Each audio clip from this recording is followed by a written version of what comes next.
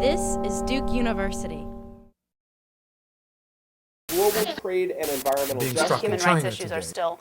The term Ubuntu. The Alien and Sedition Acts is making inferential discovery. The importance of an archive. The John Hope Franklin Center. For more than 30 years, since Larry Bird and Magic Johnson decided they were going to go forward battling each other for championships, the NBA has long stopped simply being a game. The NBA, the National Basketball Association, has become one of the places where we continue to talk about issues of race and gender, money, and power. Joining us this afternoon on Left of Black is Nathaniel Friedman of freedarko.com and Mr. Bomani Jones, host of The Morning Jones and former columnist for ESPN Page 2. This is Left of Black. I'm Mark Anthony Neal.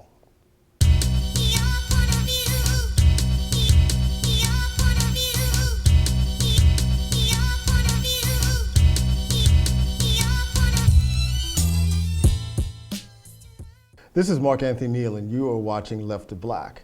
We are joined this afternoon by Mr. Nathaniel Friedman, aka Bethlehem Scholes, co-founder of the website freedarko.com. And Free Darko is being featured here at the John Hope Franklin Center in an exhibition simply called Defeating Basketball, Free Darko Defeating Basketball. And Nathaniel is joining us from his home in Seattle. How are you doing this afternoon? Good. How about yourself? I'm doing great, and we're happy to have you on the show. We're going to talk a little basketball today, among other things. Okay. Let's go back a few years and talk about, just the inspiration for freedarko.com. Well, there's two sort of sides to this. There's how did it start, which is a really prosaic. We had a message board going in a fantasy league, and we decided, because there was a time when, you started a blog because you thought people might want to read it, not because you wanted to get rich. We just decided to throw it up on Blogspot and see if anyone read it. As far as sort of the broader mission or why we kept doing it, I think it's because, we really felt like there were reasons why we liked basketball or topics that we thought were salient within basketball that we just didn't see talked about all that often. And, if nothing else, sort of selfishly, we wanted an outlet for ourselves and however many people at the time also felt that way to be able to discuss those things. And you've also... And that's, that goes... Go ahead. Sorry. No, it's okay. And you've translated this into, spun it out into a bunch of things. Most notably, 2 books, the Macro Phenomenal Pro Basketball Almanac, which was your first book, and the just published Undisputed Guide to Pro Basketball. Talk a little bit about the 2 book projects and what you were hoping to achieve with them. Well, with the first one, it was very much, I don't want to say an extension of the blog, but it was very much sort of our sensibility about a very sort of specific period in the NBA put out in book form, sort of using the things you could do in a book that you just can't do on the internet, things with illustrations and more sophisticated layout. With the second one, though, it really was a very targeted project in the sense that we were sort of given this assignment by our agent, guys, you can't do another one about the present because not enough time has passed. You can't really write a book about the future of basketball because that doesn't make any sense. So why don't you do a book about the history of basketball? And to us, this was actually a great opportunity because a lot of NBA fans don't know that much about basketball history. And basketball doesn't do the best job of pushing its history sort of pre-Magic Bird. And so, I'm not going to lie. There was a ton I didn't know. There were a lot of things that I sort of took as gospel that were just flat out false. And so for me, this was as much about personally getting to do some sort of critical history with the sport I was, I'm fairly obsessed with, as it was sort of giving you, why I think basketball is great and why it's always been great. There's an element to your work, both on the website and the book, where there's a reverence about the sport, but there's an irreverence about talking about the sport. In ways that I think it kind of opens up the space for us to think seriously about what basketball is, what it means in American culture. But it also takes in all these different kind of influences that basketball has and spins it out in different kinds of ways. And some of that, of course, comes out in the illustrations, right? There's a kind of playfulness about it. There's a kind of winking at it. But at the same time, it's clear that, you two are cats who really love basketball. Yeah, well, I think that's part of, at the end of the day, basketball, however seriously I may take it as, a cultural space or an aesthetic space or whatever else I could say about it that would fit into an academic setting, it is a sport, and it is a game, and it is fun, and it is supposed to be about, creativity and, like you said, just not necessarily irreverence necessarily, but having fun. Yeah. So that's what to me is fascinating about doing this kind of work with a sport, is that you're on the one hand really getting a chance to deal with some weighty issues societally, because basketball is more than any other sport, I'd say, bound up in social issues. But at the same time, because it's a sport, you do always have that kind of lighter side to it, a way in which the two are tempering each other or complementing each other. And I think we maybe sort of take that to an extreme. I don't really know how to account for that, but there's certainly that the play between those two sides that I think is what keeps us interested. Talk a little bit about the inspiration for the title of the blog.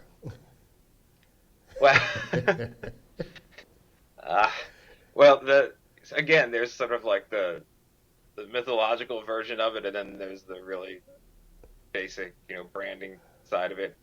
That was when the NBA was being flooded by these European players that were all being projected to be the next Dirk Nowitzki, the next Peja Stojakovic, the next whoever. And the descriptions got more and more fantastic, and all of a sudden, the players had wings, and they were 80 feet tall and hit jumpers from another planet. And we just, thought this is really funny, because the scouting language had taken on this, like, truly, otherworldly quality. And then you see the players, and they were just these tall, skinny guys who couldn't really play. And we wanted to name it after one of them, because we found the whole thing kind of absurd. And here's where it gets boring. A friend of mine who ended up going on to a career, and he's a spin doctor for the Obama campaign in Florida eventually, he said, you guys, we got to call it Free Darko, because he's the only one of these people anyone's ever heard of, and he's the only one who's going to have any staying power past this month. So there's a bunch of old names, that were on the cutting room floor that I liked better because the players were funnier, but we ended up being right, because people still remember Darko to this day. Though Darko didn't get much time actually on the court, right? No, but, as far as must go, he might be more notorious than Sam Bowie, I'd argue, in terms of just, because Sam Bowie, I think, has almost become like a sympathetic figure in some ways, right. where there was no one lining up to say, oh, that Darko Belichick, he was just misunderstood, or it must be so hard to come over to this country as an overhyped, Serbian 19-year-old and be expected to equal Dwayne Wade in your first season. I mean, let's talk about, even more specifics around this. The National Basketball Association, for many folks, and particularly older generations of folks, I mean, it's simply known as a black league. I think younger generation of folks, even folks your age, probably don't process the race issue within basketball the same way. But if you had to speculate on what, David Stern and the NBA's own, mission was, when they began to expand the league and think about bringing in these European players, do you think it was a deliberate attempt to try to change the brand, right? To give the brand another sheen, if you will? Well, I think one thing is I think it was definitely received by some people as, oh, great, we're going to get a new Larry Bird because there's more white guys coming in who were supposed to be great. But I think in Stern's mind, it was first and foremost about globalization. Yeah. Because that's always been one of his priorities as a commissioner. And if I start sounding like a really, really, really rank Stern apologist at any point, just tell me to shut up, because I can have a problem sometimes. But, I think, just the fact that I think a lot of the sort of second wave of international players we saw have not been, for lack of a better word, white. A lot of them have come from Africa, they've been Afro-Brazilian or whatever. So, that in itself seems to suggest to me that, at least in Stern's mind, that has always been more important than giving someone the great white hope. Yeah. I am old enough to remember the classic Knicks teams of the late 60s and the 70s, the Red Holzman coach teams, Clyde Frazier, Dick Barnett, later Earl Monroe, of course, Willis and DeBusschere and Bradley. You devote a chapter to that team. It's been a little difficult being a New York Knicks fan the last decade. What do you see as the prospects for my Knickerbockers, going forward this season and going forward into the future? Well, I mean, obviously it was a huge blow to the city of New York that LeBron didn't come there. This is something I don't know if I've ever shared with the world before, but I was actually asked at one point by someone working on the campaign to bring LeBron to consult on music they could use in the campaign.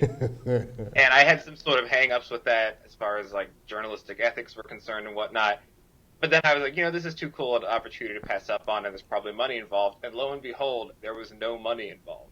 So that's how hard the Knicks tried to bring LeBron to New York. They couldn't even throw me a couple hundred bones to pick out a song. But anyway, I actually am surprisingly upbeat, I think, about the Knicks, just because I think, they're not going to be a championship team anytime soon unless they can get Carmelo and one other All-Star as good as Carmelo, which I don't see happening for cap reasons.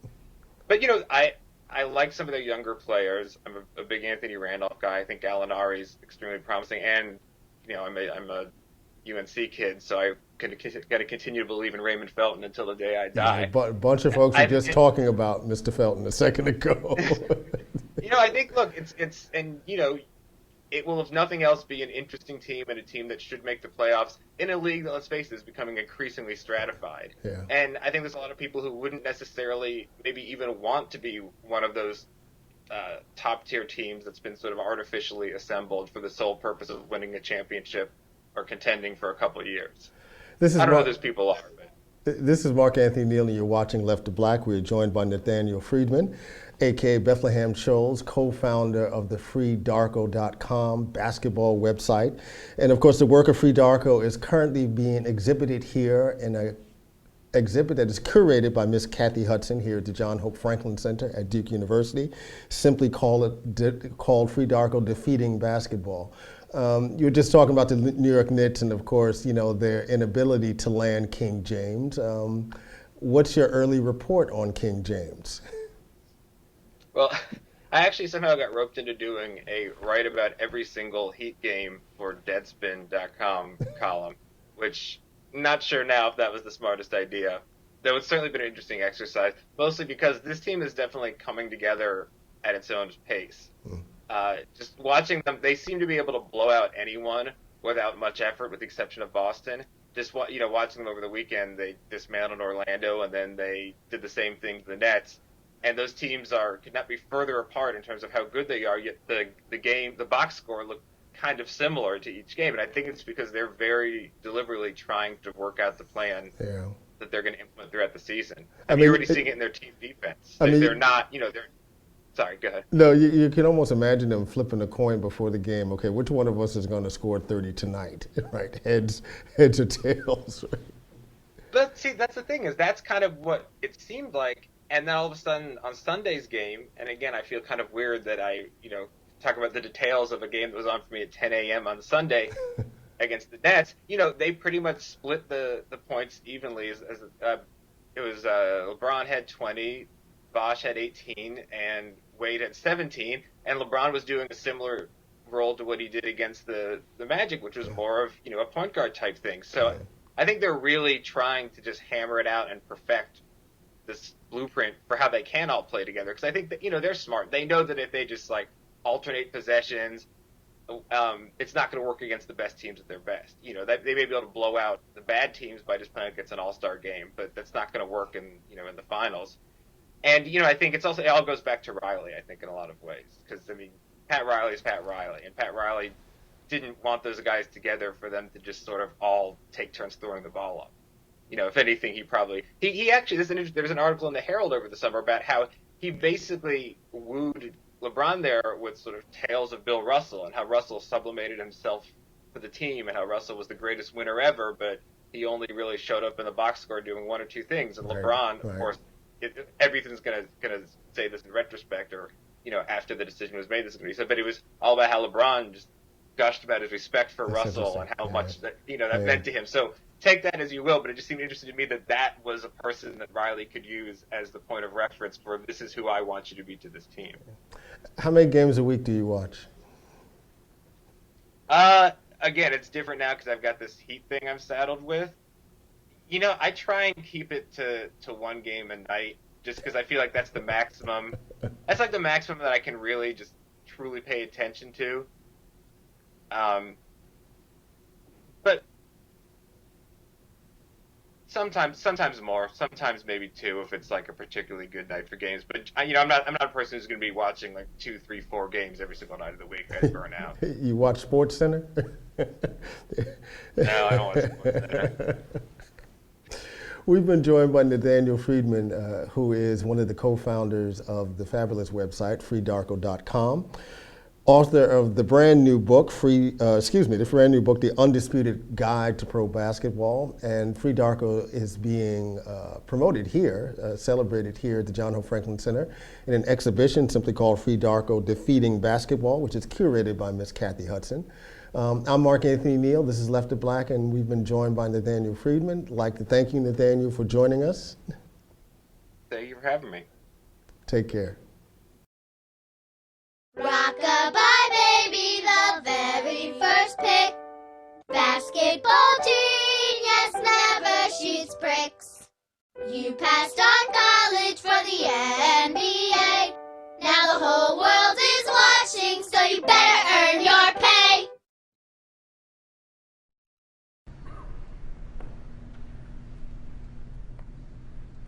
What should I do?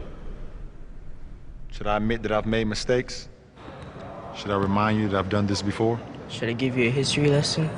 What should I do?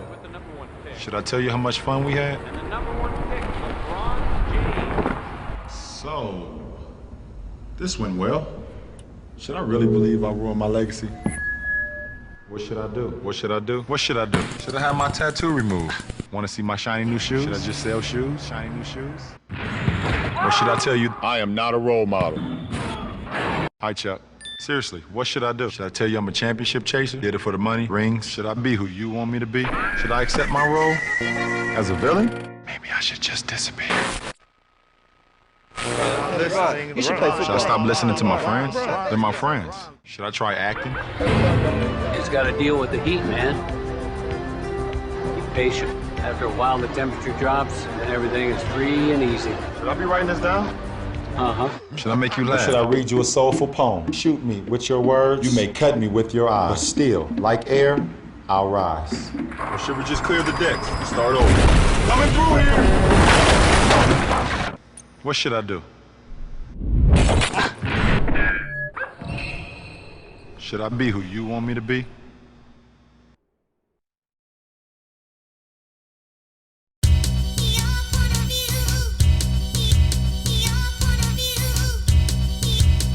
I like playing baseball. I might go to a Bulls game or something like that, but it takes too much time to just sit and watch an entire game. I might watch the highlights afterwards, like on the internet, but sit and watch a whole game, too much time. Baseball is boring. I only watched it because I work at a sports bar and it was on when I was working. Just watching baseball, just like, it's too long for me, and then like not all the innings exciting. Like I will go to a baseball game and watch it because it's like that atmosphere, more stuff going on. But watching on TV, especially like when they like having like a drought, like long innings where it's just nothing going on, no scoring, nobody getting on bases, it's just not exciting at all. My top back like JFK. They want to push my top back like JFK. So I JFK joined forces with the Kings and we ate all day. This is Mark Anthony Neal. You're watching Left of Black, and we're joined now by Mr. Bomani Jones, host of The Morning Jones on Hardcore Sports Radio. That would be Sirius Channel 98. Yes, sir. Former columnist for ESPN's Page 2, and of course you blog at bomanijones.com. How you doing this afternoon? Hey man, I can't complain. You sounded very professorial today. Well, let me start with this, right? Because you are one of the few cats I know that back in June when LeBron was thinking about where he was going to play for the next couple of years, and the day that he dropped some lyrics from Rick Ross's Freemason, you might be one of the few people in America who is a serious kind of sports journalist, but at the same time is serious enough about your hip hop that you knew what the lyric was. Yeah, no, I mean, because I wrote about music and covered it, for long enough. And the only thing I wondered when I saw that was he gives so many hints. He gave so many hints of so many things up and down the line. They did a masterful job of building suspense. That's the one thing I have to say. And let's start with a conversation about LeBron. Were you surprised by the choice?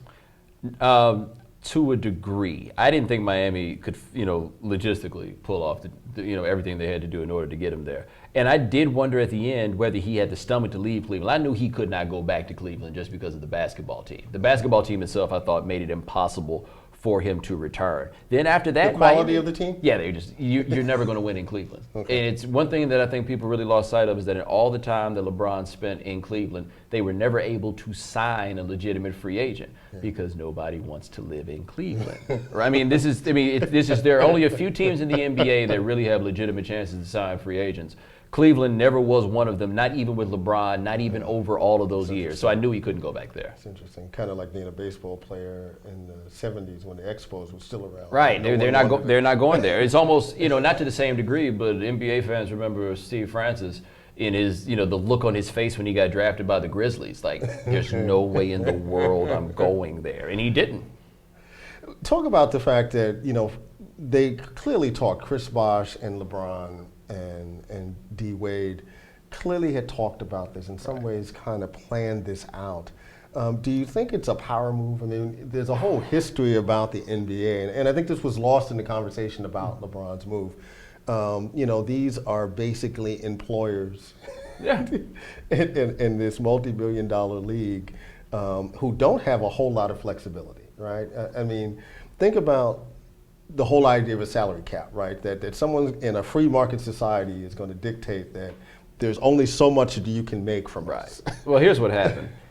They built a team from scratch. And this was the part I thought that got lost when people talked about, well, is LeBron going to Dwayne Wade's team? No. There is no team. When they got there, it was Dwayne Wade wasn't even under contract at the time. There were one or two people, if I recall, that were under contract. Yeah. They built a team from the ground up. They basically said that it's really the two of us and Chris Bosh is along for the ride. I mean, let's just be, honest about this. So you've got the 2+1, and they say, you know what? We can go start this from we can build this team around us. And gives themselves a ridiculous amount of power, but then dictated how everything else went in the whole free agent cycle. Like LeBron James dictated pretty much where everything happened, except for Wade, because Wade had to go to Miami first to make. I mean, there were a lot of things that had to happen, but I think that people really missed this, that they are building something that's never been had before. They're doing something that nobody has ever done before. And I don't see any way that you can look at this and not appreciate the power of it. There was a lot of reaction to LeBron's choice. Folks in Cleveland are still crying to some extent. They are. We know about the owner's response. But there's also been a lot of animus directed at LeBron. And we can talk about this in a broader cultural history, the idea of even black mobility being threatening in certain kinds of ways. What do you think is at the root or at some of this animus that's been directed at LeBron? And that's such a difficult one to answer because anything you throw out, we wind up just going back to some theoretical ground, try to say, well, if you think about this, you think about this. The only thing I know is I don't have an explanation for why people are so mad. I mean, this does not affect, he did not do this to a team in New York or a team in Los Angeles or, a team that's in a large media. He did it, this happened with Cleveland. And I've never seen, all of a sudden, this love affair began with Cleveland because of what LeBron James did to Cleveland, as if anybody has ever cared about Cleveland ever a day in their lives, right? I don't know where it came from. I don't know how it started. But when you try to figure out what happened, all you can put together are a couple of things. Number one, LeBron James is treating himself personally as an entity, which is something we haven't seen really since Michael Jordan to the degree that we're seeing this with him. He is trying to build a personal brand, and he put his personal brand building at the front of this entire process. The other thing is that we've never seen anybody. He is right now the biggest thing going. And I don't know if we ever had a star, maybe Jordan could have done such a thing if the media were right at that time or whatever it was, but he just demonstrated to the advertising world that I can get a 7 share telling people where I'm going to sign, right? That's interesting. All these things, I think these things really throw people off. And the idea was, well, he's putting himself out front. Well, yeah, that's what the point is. That's what he's trying, right? That's what he's trying to do. He is a brand, and it's different than Jordan though, because Jordan was a brand, but it was also almost the Nike brand. Right? I mean, we associated those two things so closely. LeBron is really building the personal LeBron brand. He's building it with his friends. And one thing I've thought, and I can't get anybody to really talk to me in the media about this, is he's got his buddy running his business. not everybody's okay with that. And you get a guy that's kind of off the beaten path, that hasn't gone through the proper channels, who there's a sophistication to things that he does not quite have. And I think you see all that resentment start building up. Right. And you put all these things together and then consider that race is certainly a factor in everything. There's no way that you can divorce it. So we've got this supposedly arrogant, brash, outspoken, selfish, filthy, stinking rich 25-year-old man with his homeboy handling his business. And you put all that together and people are, I don't understand. You would think by now they'd be done being mad. They're still mad to this day. It does not make any sense. It's almost really a 21st century hip hop generation Black Power move. No, that's exactly. I think we've seen a lot of things that have happened. You want to see some of like the dreams of hip hop that have manifested themselves. Like one thing I always laughed about with, say, Kwame Kilpatrick, for example. It was obvious he's living a rap music dream. He just used everything he did. He just used his hustle was I work in the government, right? Now we're seeing this to a certain degree with LeBron James, and we have to remember. What I think is lost on a lot of the people who do advertising, who look at what the effect has been to his brand and all those things. He's large to the point where it's like, doesn't matter what you call me, just don't call me Collect. Like he's at that level of fame. He's from the era where the anti-hero is sold a lot better. This is the era of 50 Cent, who continues to sell himself as such. It doesn't matter nearly as much now whether people like you or whether people dislike you, as long as they know who you are. And everything around LeBron's turning to money. Ticket sales are up, jersey sales are up, interest in the NBA is higher than it's been in who knows how long. And this is all centered around LeBron James, even though supposedly everybody hates him. Yeah. You're watching Left of Black. I'm Mark Anthony Neal. We're joined by Bomani Jones this afternoon, host of The Morning Jones, Sirius Radio Channel 98. Talking about LeBron and, of course, talking about race. This is a league that continues to be largely black, despite the import of European players and folks from all over the globe the last few years. You were part of some very public discussions. That's kind of the response to what the NBA looks like, the creation of an all-white basketball league. That caused a few people to chuckle, but in an era of tea parties and birthers, there's a certain kind of logic to someone starting an all-white basketball league. And that was the thing in talking to the guy, I think his name is Don Moose Lewis, and what was kind of fascinating was he had a logic. Now, for the record, I don't believe that he ever intended for this thing to be real. He's a wrestling promoter, he used to do boxing promotion. I think he wanted to kind of get himself on the screen. But when I talked to him, we talked, I guess, for about 45 minutes. And he had a very clear rhetoric that he was pushing and a very clear idea that he had that at the very least he could make this work in the short run, because he got a whole thing, millions of dollars in free advertising, because we all saw it and were like, this is strange. So I talked to him, and his whole basis was, white people are not just better suited toward playing what he called fundamental basketball, but also that there was an audience that would prefer to watch fundamental basketball rather than to watch what he deemed in the NBA to be a more athletic style of play. And this was the code that he was using. And he says that there are people out there that wanted to see all white American basketball players, and he passed it off as a need to feel a sense of pride. I will say this about the guy, though. He's not a fool, and I think he's probably got an awareness of a certain part of the culture that I personally don't have. Not that people would actually show up and watch this league, because I don't think it would have enough talent, but the idea of the league he's talking about, I think, is certainly attractive to a whole lot of people. That's the explanation for why people watch so much college basketball. That's interesting. The Charlotte Bobcats have a new ownership team. Led by Michael Jordan. They bought the team, of course, from Big Pimpin' Bob Johnson. Oh, your boy, your guy. Former founder, president of Black Entertainment Television. What should we expect? We know that part of the reason why Jordan, a few years ago, came out of retirement to play with the Washington Wizards, was with that promise that he would have an opportunity to buy the team. Of course, that didn't happen. Finally got his opportunity with the Bobcats. What should we expect from a Michael Jordan ownership? Well, I think you'll get more than you did out of a Michael Jordan general managed team. The problem with Michael Jordan is, I don't think he enjoys owning a basketball team as much as the other stuff. He's clearly a guy that's still looking for that rush. He still needs that, and maybe owning the team is the thing that gives it to him. But I think I don't think that you should expect anything different from Michael Jordan than you expect from anybody else that owns a basketball team. And I think a lot of people, I think, rejoiced at this moment and says, great, there's an athlete that, managed to get a chance to own his own team. I'm not really so impressed by which millionaire that I work for. I find that once they get to that point of being millionaires, they're very, very similar. That's the one part about it. So great, now Michael Jordan could be my boss as opposed to this other guy that I despise, right? This is so much better. No, it to me, I think that part of the story is a bit overblown. But I do think that he has a chance to do something with that team because they need somebody to generate some excitement around it. And even if it's Jordan as owner as the beginning, something to consider. Let's shift gears a little bit. The San Francisco Giants have just won the World Series. They beat the Texas Rangers. Neither one of these teams were expected at the beginning of the year to be in the World Series, right, or to be good even for that matter. The Texas Rangers were managed by an African American. Yeah. And of course we can still count on our hands the number of African American managers who've gone to the World Series or even in the league now. Right. We look at the sport of baseball in 2010, about 9% of the totality of the league are black ball players.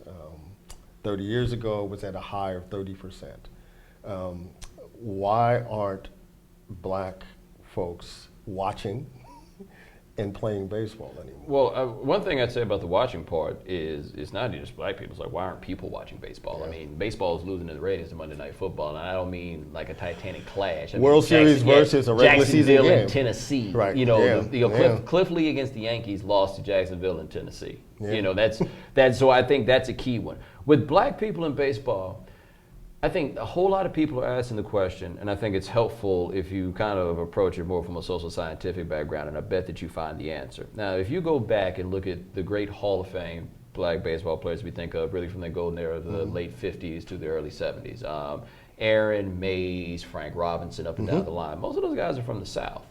Most of those guys were. The population of black people in the last 40, 50 years has become much more urbanized than it was back then. I mean, these guys, like I say, Aaron's from Mobile. I think Willie Mays is from Birmingham. Right. But all those guys, and they're playing, that was the game that they played, and that was the game that everybody in America played, was baseball.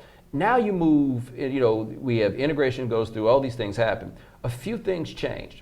Notably, the money in playing football and basketball got to be a lot more. There's a lot more money in there. There's football, unlike baseball, there's football money at the local level. There's money at the high school level. All these lower places. Now, we don't see kids playing multiple sports at all anymore. Everybody specializes. The competition's gotten so strong that everybody specializes. So if I'm in charge of this school and I'm going to encourage a boy to play a game, am I going to encourage him to play the one that can make us some money, or the one that's just for his own good? You're going to encourage him to play the game that is better off for everybody, at least in this economic sense, which is football. There's another part, I think, that really gets lost, and we talk back about the geography again. We talk about these guys from Alabama, these guys from Georgia, and all these places going on to play baseball. You know what we call those places now? We call them football states. Georgia's a football state. Alabama's a football state. These places are football states. You look all across the country, there is not a baseball state. Right. There are baseball cities. You could argue St. Louis, for example, is a baseball city. Oakland. From a fan base. Right, yeah. And maybe you have young white males who play baseball in California. Right. But they can play year round. But I tell you this, you go look at the Philadelphia Phillies, and the two black guys on that team that everybody talks about are Ryan Howard and Jimmy Rollins. Right. Ryan Howard is from St. Louis. Jimmy Rollins is from Oakland. They're from baseball cities. Like, there are black baseball players come out of Oakland all the time. Or their daddies were ball players. Right. I mean, that's the other model. Right? But baseball just on a whole is not as popular as it was, and there's no incentive really for people to, especially now that black kids are rarer and rarer in baseball, you got a lot less incentive to push a black kid over there to play baseball. Hey, don't you like playing football? You look fast, and all that stuff, and then it becomes this cyclical sort of thing. Except I really think that baseball needs to watch out. Forget about trying to get black people to play baseball. You need to try to get as many people playing baseball as you possibly can, because you look at the attendance numbers are down, and we're finding that when attendance is good, it is a byproduct of stadiums being built rather than the games themselves. Right. You can't get people to watch them on television. You had to do a television deal with TBS by the time it was over. And then within that, we had this issue of why aren't black kids playing baseball anymore? And then when you get down to the bottom of it, you have to ask the question, whose idea is it on what sport they're going to play in the first place? So yeah, we can talk about, oh, it costs money to buy spikes. Oh, it costs money to do this. We can talk about all those things. The question you have to have is, institutionally, what incentive is there for the people that deal with baseball or whatever it is to encourage them to play? And baseball, I would argue the guys in charge there, because on the local level it's not as well invested, they're not encouraging, at least from what I can tell, they're not encouraging kids to play baseball. Like, why aren't you encouraging kids to play hockey? I did an interview with Chuck Hayden, the voice of the Carolina Hurricanes, and I was on the phone with him, and he said the biggest problem why American hockey isn't better, he said, the way he put it, the best athletes aren't playing hockey. And he said that we need, if the Americans want to get better, they need to push this game to the inner city, and some of the speed stuff and everything else. But he's right. Why hasn't hockey done that? Because they just don't care that much. Why hasn't baseball done it? They just don't care as much. And what reason is there for them to care? So Mark Anthony Neal, Left to Black. We're joined by Bomani Jones, host of The Morning Jones. Sometimes I get the chance in the morning to follow your Twitter feed during the show. Right. And it's an experience, right? I mean, because you get to hear what's going on, but then there's the whole sidebar conversation on Twitter. Talk a little bit, I mean, because you've been doing this for a while. Right. In print journalism, you've done traditional talk, sports radio. How is social media changing what you do and what is really being done around sports talk these days? You know what it did for me, actually? Social media kind of gave me the freedom, and I'd kind of gotten this inkling for a while, but it really kind of gave me the freedom to just kind of relax and do what I wanted to do. Because I think a change that's happened in media, probably over the last, you could maybe say last 20, 25 years, but really in the last 10, you saw this shift in print journalism where the tone became more conversational, which was indicative that the reader, the consumer of the product, wanted something more personal. Something warmer. Right, we wanted something warmer. And what has happened now is as you've gone farther and farther down the line, personal connection is more and more important, and people are more informed on their own than they were before because there's access to so much more information. So people don't need their media folks to tell them what's going on or to be larger than them. They don't need that. They prefer somebody that they can have a conversation with, somebody that leads the conversation. But it's much more now like a professor in front of a room as opposed to a preacher, telling people what to do. So for me, I got out there and I spent all my time at home. I'm working all the time and I have all these little missives that just come off. And then I fire them off back and forth. And I engage, rather than just being on Twitter to send my stuff out, I'm following a bunch of regular, just people that listen to my show, people that I just meet, girls I think are cute, all that stuff. I follow them, and now I've got a pulse on what the conversation is that they're having without us. So if you're a media personality, or not even a personality, just anybody that works in media, the wall is down. This separation between you and your reader and what your reader is interested in, it's not even a matter of giving them what they want, but now I know the terms of the conversation. I know what kinds of things they're talking about. And I found with sports, it's something that people had told us, but we hadn't figured out how to harness, which was people don't really want to sit around and talk about box scores. They don't need me to do that. They've got all those things at their disposal. What people want to have is a conversation. And what has happened in our lives, this is purely my theory, but what's happened in our lives as what we do becomes more compartmentalized. And as we work more and more, and you work all these hours, and then you go home and you spend time either by yourself or with your family. Like I know for me, I do a show from 7 to 10 in the morning. I have to work at night to do it. Social media in many ways is the connection that I have with people. And what gets lost is in our lives in a lot of ways with all this work we have to do is we just don't get to have a lot of the conversations that we used to have with each other. A lot of that back and forth. I remember when Friends was on TV, I saw, when it was going off the air, somebody wrote a commentary and it was interesting and said, Friends recreated the dynamic of the dorm, that you always have all these people up and down the hall that you can always drop in and talk to. And that's what makes college so great, and we've lost that. So then social media came, and I started getting on Twitter, and I started going back and forth, and I legitimately meet people that I come across that don't just make me better at what I do, but people that help me out. I'm wearing a pair of shoes right now that a listener got me for 50% off because she's got a military ID and she can go get the 50% off on the Jordans. So I have the Jordans on. By the same token, one of my listeners hadn't been on Twitter for about 5 or 6 days. It's normally there all the time. Before I head over here, I called him just to see if everything was okay because that would be strange. So this world gets smaller, and if you learn, for me, it's really taught me not just to respect the listeners that I have, respect the people that I work with, and then it's hard to take yourself so seriously when you're constantly going back and forth with people, and you can look at it as going to their level or bringing them to your level. Either way you do it, the strength of your message has to be strong, and you can command respect on the strength of that message. But you have to, I don't think that you can really function as a media person in this day and time without engaging your reader or engaging your listener and appreciating that that person might know something more than you, or you go back and forth with that person, and now you say, okay, well, this is the point I'm making, and this person is hearing this point. Well, maybe there needs to be something I need to do in the way that I'm approaching this topic, that I need to change the way I'm talking about it, and then this person can get it better. And it just makes you a more effective communicator. And in this game, our jobs, we're all communicators.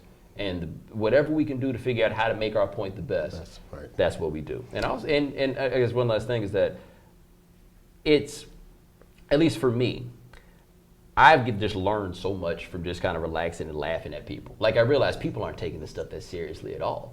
And then, once you know these things, what people really aren't charged up about, man, it makes life so much easier. You're watching Left to Black. I'm Mark Anthony Neal. We're here with Bomani Jones. The only reason why I ever paid attention to T.I. was because you suggested 6 or 7 years ago that I should pay attention to T.I. So I guess I can ask this question of you now. What's up with your boy? Okay. Like I say, I think he's brilliant. I don't care what anybody says. I don't care what anybody thinks about Tip. He is smart on a level. This is a friend of mine was covering a Hawks game a couple years ago. This is before he went to jail that second to last time or something like that. And he says he sees T.I. sitting front row. And he's sitting there with shorts on and the ankle bracelet. His leg up, and you can see the ankle bracelet. And he looks up, and he sees one of the owners sees him. The owner walks down from his box, down the elevator, down to the floor, walks around just to come and shake T.I.'s hand. Clearly, he knows something about this world that we don't, right? I don't know what play he's making, right? But clearly he knows something about the world that we don't. Now, what's going on with him now? Anytime I see somebody that's self-destructive, and he's clearly self-destructive, my question always is, what are you afraid of?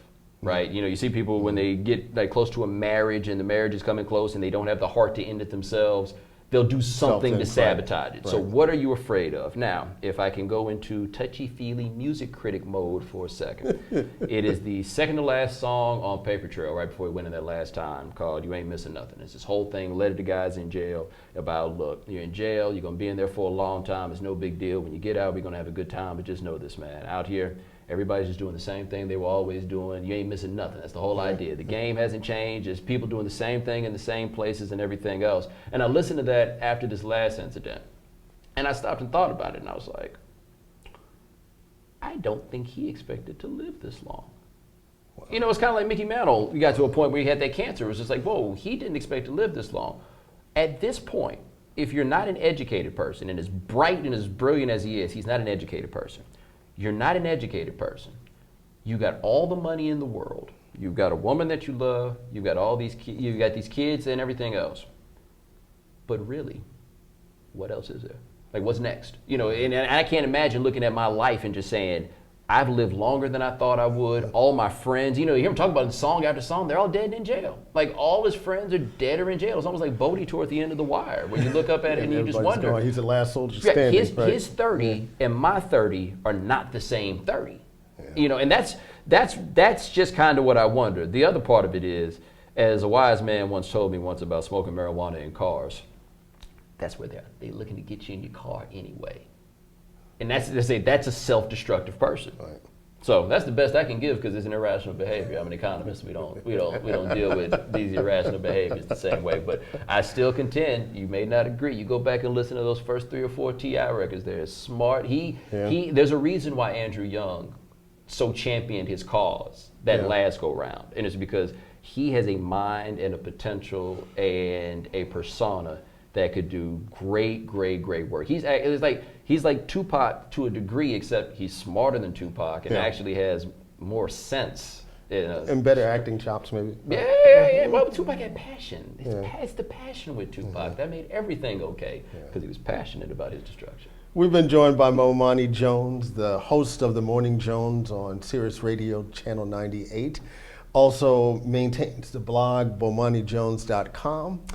I'm Mark Anthony Neal. This is Left to Black. Take care.